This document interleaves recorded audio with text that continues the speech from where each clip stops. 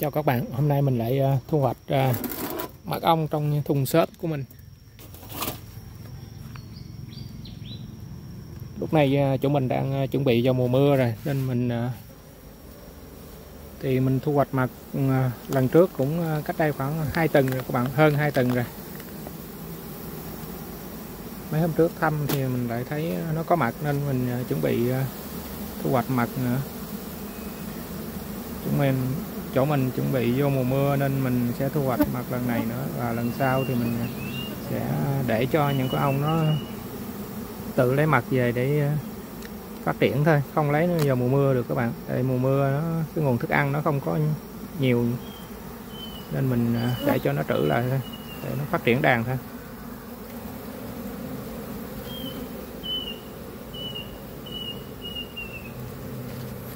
Thì lúc này cái phần sáp nó vàng rơi rất là đẹp luôn các bạn. Tùy theo mùa, có lúc thì sáp nó sẽ màu trắng, còn có lúc sáp nó sẽ màu vàng. Cái cầu ngoài này cái mặt nó vít nắp rất là nhiều.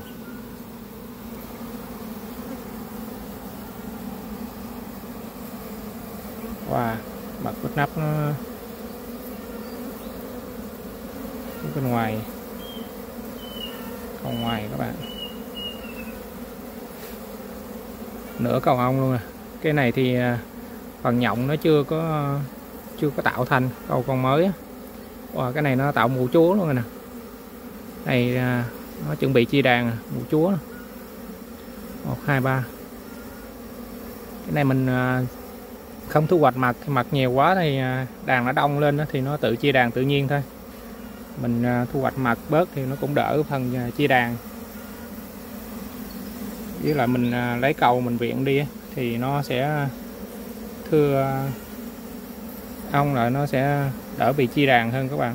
Còn không mình để nhà hoài thì nó sẽ tự chia đàn tự nhiên thôi. Mật vít nắp vàng rơi luôn, rất là đẹp.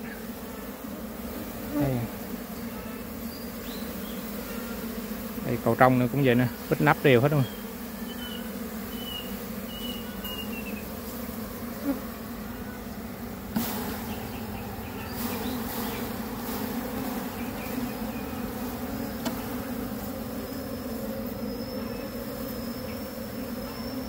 Này tùy theo mùa thôi các bạn, chắc có lẽ là do cái nguồn phấn á, nên cái sáp nó vàng rất là đẹp, phấn rất là nhiều luôn. Này thì con chúa chưa kịp đẻ là ong nó đã bỏ mật và bỏ phấn vô hết rồi. Chỗ mình thì lúc này mình trồng mấy cái bông sam á các bạn,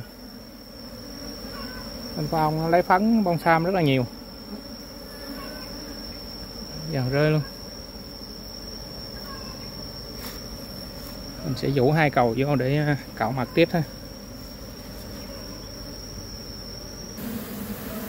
Nếu mà đàn này nó chuẩn bị chia đàn về thì mình sẽ vũ bớt những cái cầu này để mình viện vô những cái thùng ít cầu hơn, để cho đàn ong này nó không bị chia đàn tự nhiên nữa các bạn. Cạo mật bớt rồi mình sẽ viện cái cầu đi, lấy bớt, rút bớt cầu đi thì đàn ong nó sẽ không bị chia đàn nữa. Và mình bỏ những cái mũ chúa đây nữa.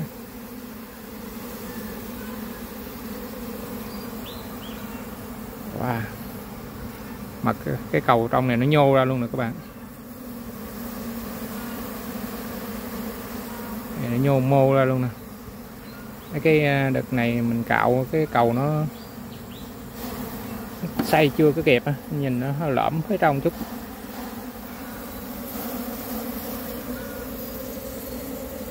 Này là cái cầu sáp tự nhiên lúc trước mình gắn vô nè, có phần sáp vẫn còn nè. 2 miếng sáp lưỡi mèo mình gắn vô thành một cái cầu ong. Mặt dài cũng tới dưới này luôn, vít nắp hết rồi. Wow, bên đây thì hơi ít. Và bây giờ đem vô mình cạo mật thôi. Đây mình cũng thu hoạch mật giống như lần trước thôi, mình lấy muỗng cạo thôi các bạn. Này thì mình nuôi ít, không có thùng quay mật nên mình thu hoạch mật theo kiểu này thôi. Mấy cầu này thì lúc trước mình cũng đã cạo hết rồi, giờ nó đắp rồi mô lại nữa. Đây mặt vít nắp lại tiếp. Nếu mình cạo như vậy thì ong nó sẽ đổ mặt lại lâu hơn so với mình quay mặt. Mình quay mặt thì cái sáp nó vẫn còn nguyên, con ong nó sẽ đổ mặt trở lại nhanh hơn, mình sẽ thu hoạch nhanh hơn. Còn mình cạo kiểu này thì con ong nó vừa làm sáp mà nó vừa đổ mặt nữa thì nó sẽ lâu hơn.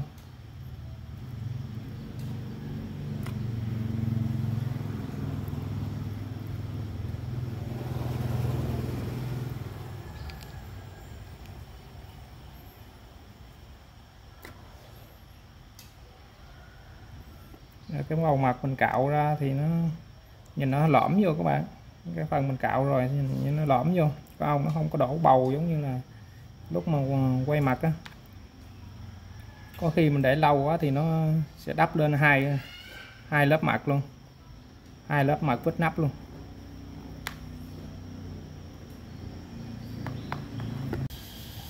Cái cầu này là bánh tổ tự nhiên các bạn. Lúc trước thì nó tự vô thùng làm tổ rồi mình cắt bánh tổ mình ghép vô khung cầu này thôi. Thường mình để ý là những cái bánh tổ mà mình cắt ghép vô khung cầu như này thì con ong chúa nó thường hay đẻ vô rất là nhanh. Tại vì là những cái cầu kia thì cầu nó cũ nó đen thì con ong nó ít đẻ vô trong cái cầu này lắm. Còn cái bánh tổ tự nhiên này thì ong chúa nó đẻ vô nhiều hơn. Mặc dù là cái bánh tổ mình nó đen nhưng mà con ong chúa nó vẫn vô trong này nó đẻ.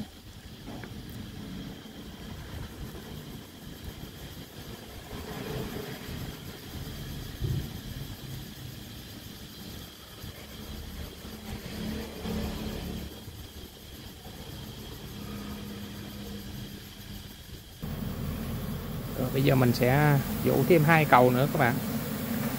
Lúc còn trống này mình sẽ dụ thêm 2 cầu nữa để cạo mặt, và mình bỏ 2 cái cầu mới vừa cạo xong vô lại.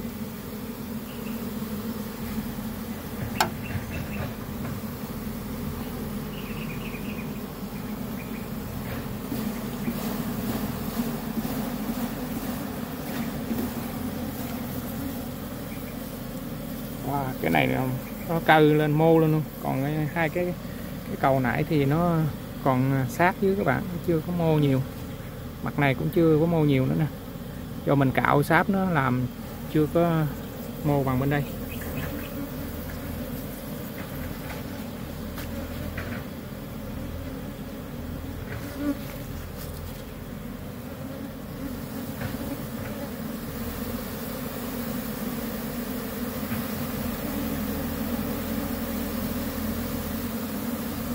Này mình thu hoạch mặt nó thì phải có khói cho nó hiền lại thôi. Tại vì mình động ổ này nó bay ra rất là nhiều.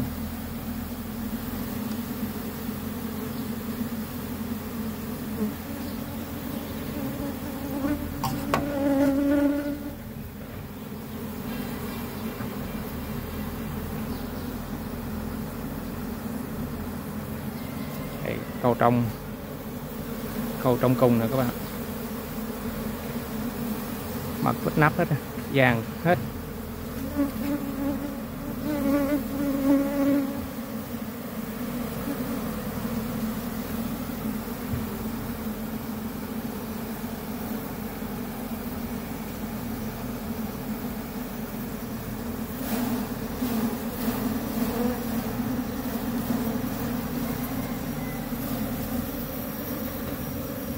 Phần này nó đang tạo ong đực nè các bạn. Phần ong đực nó sẽ nhô hơn, nhô lồi ra hơn so với cái phần ong thợ. Và cái tổ này nó đang chuẩn bị chia đàn. Vì chia đàn thì nó sẽ có ong đực và ong chúa. Nó sẽ tạo ong đực trước và tạo ong chúa sau. Nhưng mà tổ này thì nó vừa tạo ong đực mà vừa tạo ong chúa luôn. Đây thì mình sẽ rút bớt cầu nó đi để cho nó khỏi chia đàn nữa các bạn.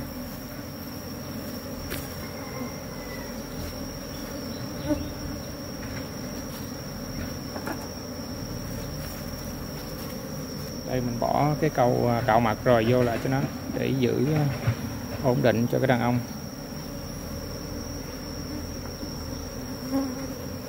Nó chỉ có mới tạo chúa cái cầu này thôi các bạn. tạo chúa ba mũ chúa thôi. Này thì mình sẽ ngắt cái mũ chúa đi, bỏ cái mũ chúa đi. Chút nữa thì mình sẽ rút bớt mấy cái cầu này đi, bỏ qua cho cái đàn khác, và mình sẽ bỏ cái chân tầng mới vô các bạn. Thì cái tổ này sẽ không có bị chia đàn nữa. Còn mình để cho tự nhiên vậy thì nó sẽ tự chia đàn thôi. Tại vì nó đông quân và mật nhiều thì nó chia đàn thôi. Đó là cái bản năng tự nhiên của những con ong thôi.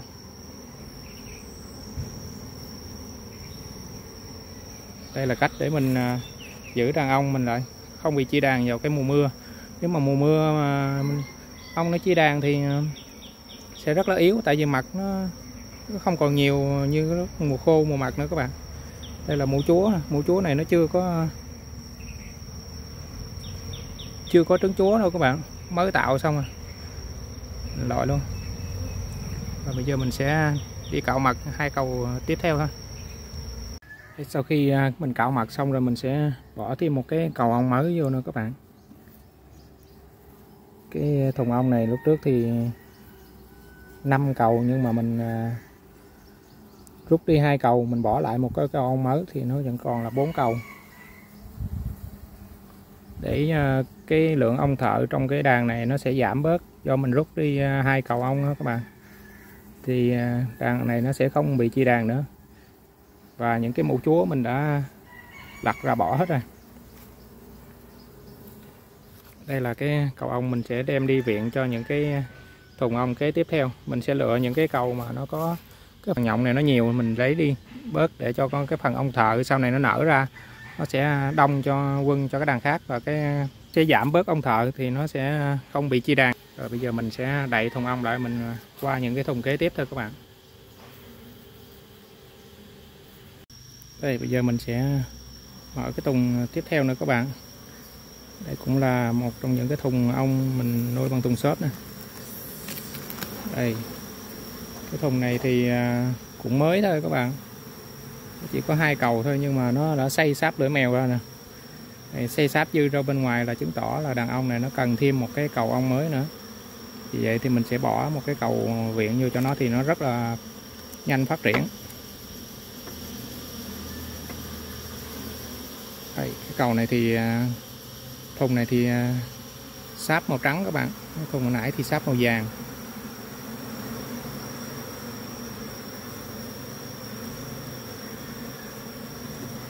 Đây, nó xây dư ra ngoài nè, xây bánh tổ dư ra bên ngoài. Phần này thì mình thường gọi là sáp lưỡi mèo, tại nó dài giống như cái lưỡi con mèo này, trắng tươi. Khi mình phát hiện những cái tổ mà nó dư sáp bên ngoài vậy thì là chứng tỏ là đàn ong nó muốn thêm một cái cầu ong mới nữa. Này nó 2 sáp lưỡi mèo luôn, đây một phần nữa các bạn. Nếu mình phát hiện ra một tổ như vậy thì mình sẽ bỏ một cái cầu viện mới, còn như mình thì mình đang lấy mật á, thì mình dư ra một cái cầu nhộng luôn thì rất là nhanh phát triển. Vì nó có cái lượng ong thợ đã có trong cái cầu cũ á, thì nó nở ra cho đàn ong rất là nhanh. Cái này thì mình nuôi một vài đàn thì rất là thuận tiện để mình viện cầu cho nhau, mình tráo đổi những cái cầu ong cho nhau thì đàn ong mình nó phát triển đều hơn. Mình sẽ lấy những cái cầu ong bên thùng nhiều ong qua bên cái đàn ít ong. Nếu mình để bình thường thì đàn ong nó sẽ phát triển cũng được, nhưng mà nó không nhanh bằng những lúc mình có nhiều đàn để mình viện cho nhau các bạn. Wow, con này mặt cũng vết nắp hết rồi. Sẽ vô mình cạo mặt rồi mình bỏ thêm cho nó cái cầu mới nữa thôi.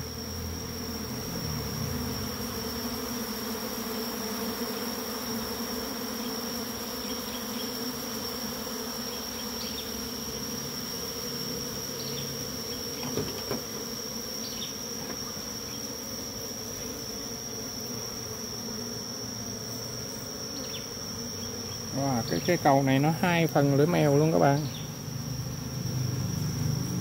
Đây, chứng tỏ nó dư rất là nhiều rồi. Mặt vết nắp không đều lắm. Đây, bên trong này thì vết nắp hết rồi.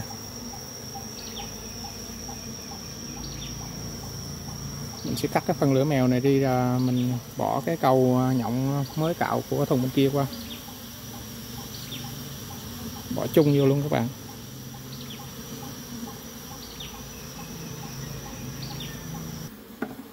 Đây mình viện cho nó cái cầu mình mới cao mặt của cái thùng bên kia, cái phần sáp vàng, còn thùng này thì sáp trắng.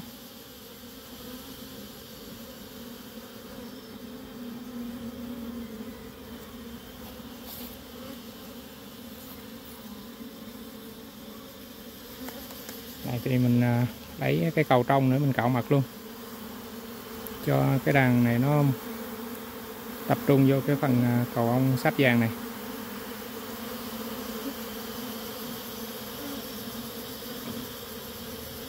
Cho nó quen mùi luôn các bạn. Cái này thì mình vũ cầu ong non vô, không cần phải đồng mùi đâu. Từ khi mình nhập đàn ong thợ vô thì mình mới cho nó đồng mùi thôi. Đối với cầu viện này thì rất là đơn giản thôi. Mình chỉ việc bỏ qua bên đây là nó tự nó chăm sóc cái cầu mới này luôn thôi.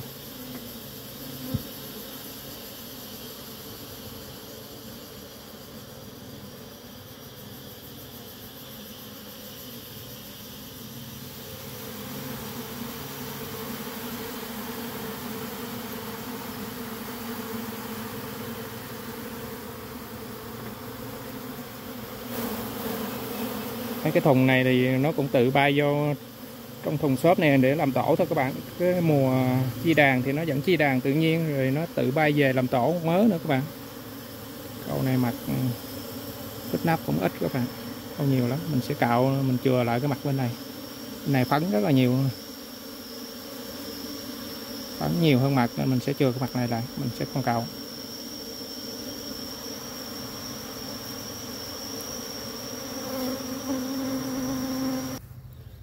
Đây, cạo mặt xong mình sẽ bỏ lại như cũ thôi các bạn, đơn giản vậy thôi. Rồi, video mình cũng khá dài. Xin chào tạm biệt các bạn và hẹn gặp lại ở những video tiếp theo nhé. Mình sẽ tiếp tục lấy mặt ở những cái thùng kế tiếp thôi.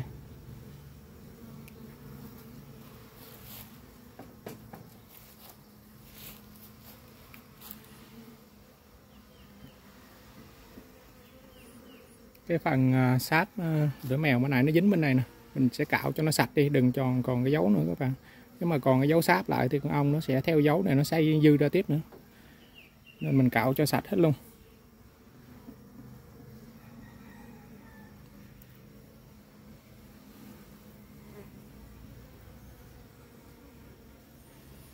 Rồi, chào tạm biệt các bạn và hẹn gặp lại ở những video tiếp theo nha.